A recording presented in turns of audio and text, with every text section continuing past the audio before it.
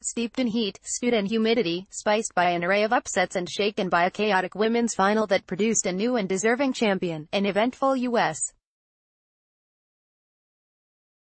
Open ended on Sunday with a heartening display of gritty tennis and good sportsmanship. Novak Djokovic and Juan Martín del Potro were friends long before each suffered significant injuries. Djokovic experienced 2 years of pain before he missed 6 months competition and underwent elbow surgery early this year. Del Potro required 4 procedures to repair his wrists and, as recently as 2015, was depressed and fearful about his tennis future. Their misfortunes bonded them and provided a touching backdrop to their embrace at the net Sunday. Advertisement: Djokovic, patient and strong through 2 punishing weeks, became a 3-time U.S. Open winner and 14-time Grand Slam champion with his 6-3, 7-6, 4-6, 3 victory over Del Potro under the roof at Arthur Ashe Stadium. Djokovic is tied for third with Pete Sampras for the most career Grand Slam singles titles, behind Roger Federer 20 and Rafael Nadal 17. "I feel like I'm on a whole new level. That's kind of my approach and my thinking," said Djokovic, who missed last year's U.S. Open because of his elbow. "I just want to create from this moment onwards the most I can create for myself, to get the best out of myself in every possible moment." More sports: Djokovic beats Del Potro to win U.S.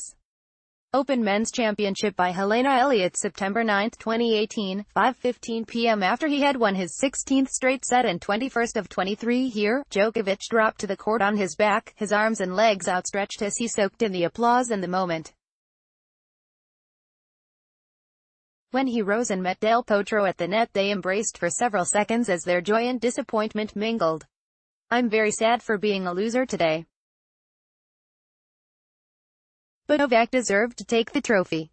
He played a great match, very smart game," said Del Potro, who was again supported by the chants and cheers of the childhood friends who followed him here from his hometown of Tandil, Argentina. "I had my opportunities during second and third set," said Del Potro, who played in his first Grand Slam final since he won here in 2009, "but I was playing almost at the limit all the time, looking for winners with my forehands, backhands, and I couldn't make it because Novak was there every time. He's a great champion. So I'm glad for him." The pivotal moment that propelled Djokovic closer to the title in the $3.8 million winner's check was the 8th game of the second set. They battled for more than 20 minutes and went to deuce 8 times. Del Potro had 3 break points to go up 5-3 but fell short when he produced a couple of stray forehands, and Djokovic pulled even at 4-4. After each held serve and sent it to the tiebreaker, Djokovic won the set on another errant forehand by Del Potro. The forehand is usually his strongest weapon, but it was erratic on Sunday. "I take the risk with my forehands. I've been doing that all the match," said Del Potro, who earned $1.85 million as the runner-up. "Sometimes it go in and sometimes I miss it. But it's the only way to beat these kind of players. You have to be a perfect game during more than 3 hours. Sometimes you couldn't make it. But my mistakes was because the level of Novak. He plays really well." Novak Djokovic celebrates with the championship trophy after defeating Juan Martín del Potro in the men's final of the U.S. Open on Sunday in New York. John G. Mabanglo, European press photo agency. Del Potro pushed back in the second set and broke Djokovic's serve to cut Djokovic's lead to 3-2, but Del Potro's energy level began to sink. Djokovic, quick and fanatically fit, outlasted him. Del Potro committed 47 unforced errors, 30 on his forehand. "I enjoyed everything," Del Potro said of the tournament. "The worst part to me is the chances that I couldn't make it of the game. But then when you see a friend holding the trophy, it's good, too. I'm glad that Novak is the champion. He deserved to be." Djokovic wasn't sure he would be in this position so soon. After a slow start in his return to the tour, he felt he was gaining strength only to lose to Marcos Echinotto in the quarter-finals at the French Open. Deciding to disconnect from tennis, he went hiking with his wife in France. As it turned out, reaching the top of Mont Saint-Victoire gave him the inspiration and motivation to again reach the top of the tennis world.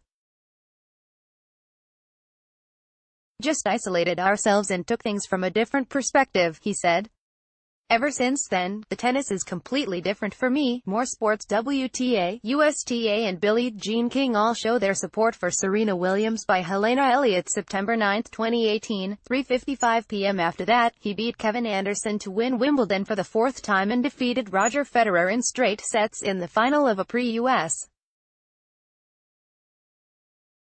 Open tournament in Cincinnati. Winning a slam, any slam, gives you huge confidence that you carry with you for a certain period of time, he said.